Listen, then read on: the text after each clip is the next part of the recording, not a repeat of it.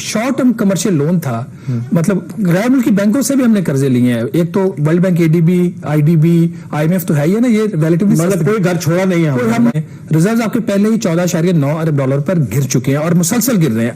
खदशा ये है कि शायद जो दोनों अतराफ से तसादुम की सी भी सूरत हाल हो सकती है।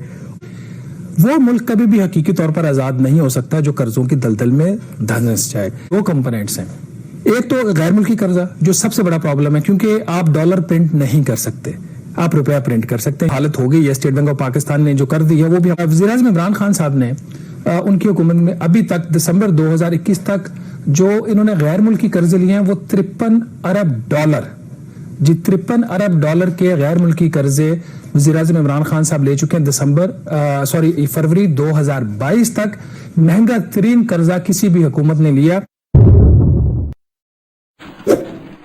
आपने सबसे पहले घबराना नहीं है, बाहसियत कौम हम इसका मुकाबला करेंगे। तहरीके अदम एतमाद से पहले अगले 2 रोज हुकूमत और अपोजिशन जमातों की तरफ से इस्लामाबाद के अंदर बड़े जलसा आम का ऐलान किया गया है। खदशा ये है कि शायद जो दोनों अतराफ से तसादुम की सी भी सूरत हाल हो सकती है। पाकिस्तान वज़ीर आज़म इमरान खान जब वज़ीर आज़म नहीं थे तो सबसे बड़ा जो उनका इस जो माजी की जो हुकूमतें उन पर जो इल्ज़ाम था कि ये जो कर्जे लेके आपने इसको दिवालिया कर दिया है।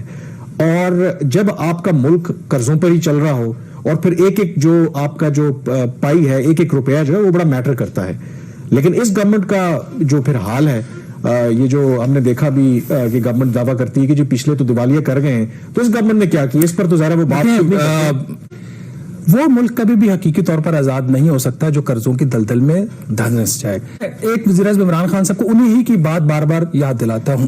फरवरी 2019 उन्होंने कहा था कि मेरी कामयाबी का एक मेयार ये होगा कि जब मैं इक़्तिदार छोड़ूंगा तो पीएमएलएन की हुकूमत ने जितने कर्जे लिए थे वो कुछ 24,900 अरब रुपए या रफली 25,000 अरब रुपया जो वफाकी हुकूमत का टोटल कर्जा था जून 2018 में, तो इसको उन्होंने कहा था कि मैं लेके आऊंगा 20,000 अरब रुपए तक। दो कंपोनेंट्स हैं, एक तो गैर मुल्की कर्जा जो सबसे बड़ा प्रॉब्लम है, क्योंकि आप डॉलर प्रिंट नहीं कर सकते, आप रुपया प्रिंट कर सकते हैं। और वो भी अब जो हालत हो गई है, स्टेट बैंक ऑफ पाकिस्तान ने जो कर दी है वो भी हमने लिया। लिए जाते हैं आप अपनी जो ग्रोथ है उसको बढ़ाने के लिए, क्योंकि अगर आप बड़े प्रोजेक्ट्स लगाते हैं तो यकीनन उससे एम्प्लॉयमेंट होती है, आपकी ग्रोथ बेहतर होती है।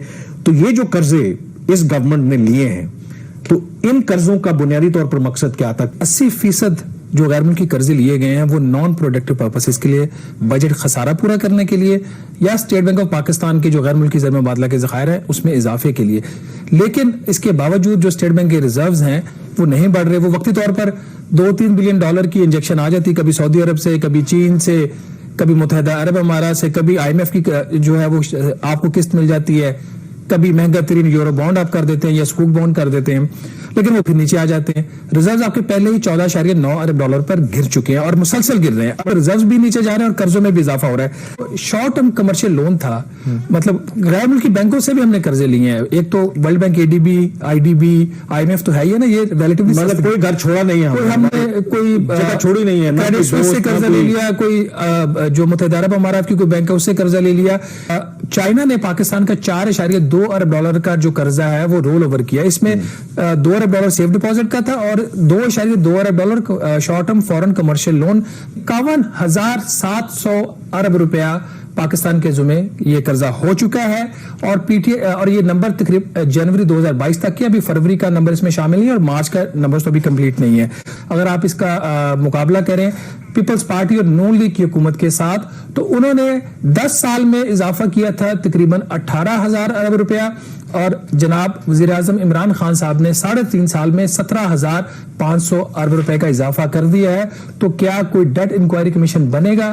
क्या कोई पता लगाएगा कि ये कर्जा क्यों लिया जा रहा है, किधर जा रहा है, किसके लिए जा रहा है?